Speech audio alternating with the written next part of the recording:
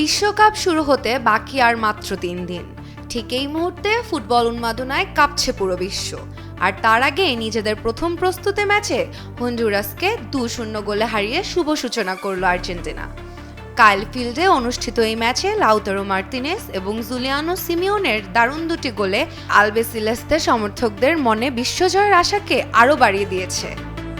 এদিকে যা কেউ কখনো ভাবতে পারেনি সেসব অসম্ভব স্বপ্নই যেন সত্যি হচ্ছে ক্রীড়া বিশ্বে।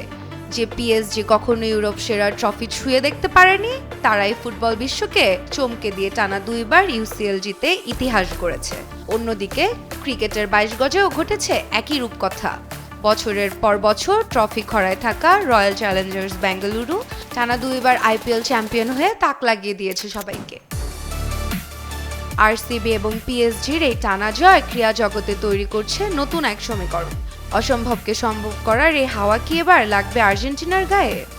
সমর্থকরা এখন হিসাব করছে, পিএসজি ও আরসিবি যদি তাদের অধরা স্বপ্ন পূরণ করতে পারে, তবে হন্ডুরাসের বিপক্ষে ২-০ গোলের এই উড়ন্ত ফর্মে থাকা আর্জেন্টিনাও এবার টানা দ্বিতীয়বারের মতো উঁচিয়ে ধরতে পারে বিশ্বকাপের সোনালি ট্রফি।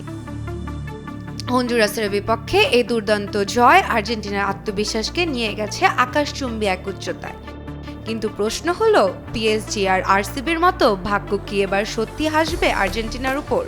মেসি কি পারবেন আবারও সোনালি ট্রফি উঁচিয়ে ধরতে?